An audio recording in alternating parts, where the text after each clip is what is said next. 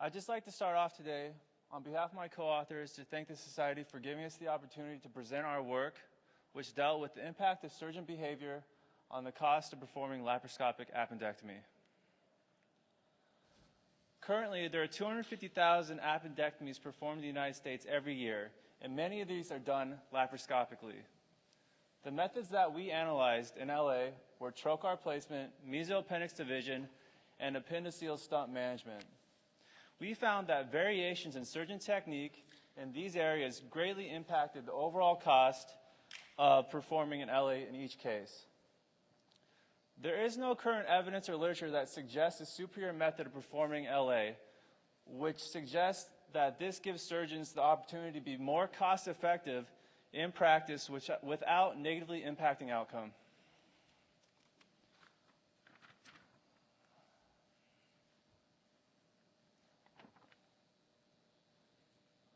It's not working. There we go. All right, sorry. We analyzed 89 LA cases in 2008 by 8 general surgeons at our hospital.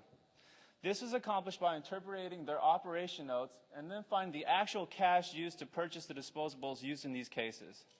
And this was done by looking at the hospital's pricing invoice list. We then plotted the surgeon on a theoretical cost curve of every possible way of performing LA, and then compared potential savings of surgeons moving down this cost curve to actual reimbursements of each case.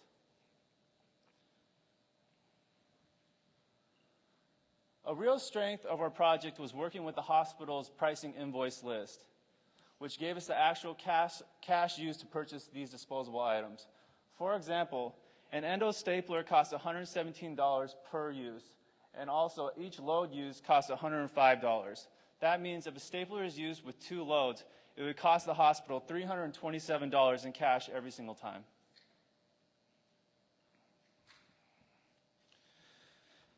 From the invoice list, we found the total disposable costs in these 3 areas and then found the overall mean cost of each surgeon. This graph visualizes how mean disposable cost varies between each surgeon. Please note that this does include outliers created by complicated cases in each LA case.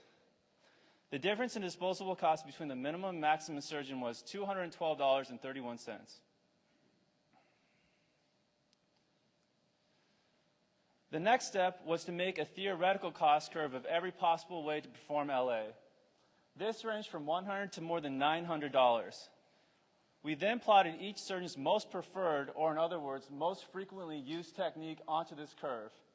As you can see, this ranged from this difference between the surgeon's most preferred method, the minimum surgeon's most preferred method, and the maximum surgeon's most preferred method of $252.79.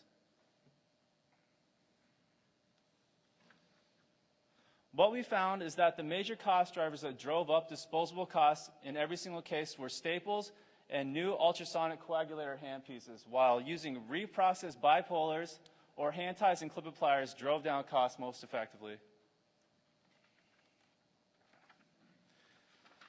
Surgeon 5's most preferred method was the most cost-effective method done in our hospital in 2008, who averaged $299.24. However, the most cost-effective LA case in 2008 cost the hospital $184.19 in these disposable areas. If every surgeon at our hospital would have adopted this technique for their cases, our hospital would have saved $22,437 over the year.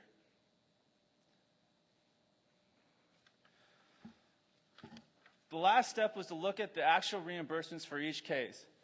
Being a safety net hospital, the majority of our patients came under the Medicaid or safety net category.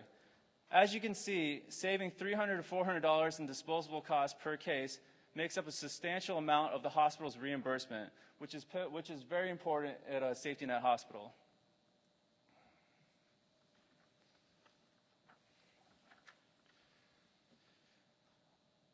During a procedure where outcome is constant, surgeons should utilize more cost-effective methods, especially with disposable items, because these cost savings can be determined from pricing invoice lists. While using more expensive disposables can save OR time, it is more difficult to translate this into actual cost savings. I would like to conclude by emphasizing that laparoscopic appendectomy is a microcosm for operative practice as a whole, and we encourage everyone here today to be more price conscious in his or her methods,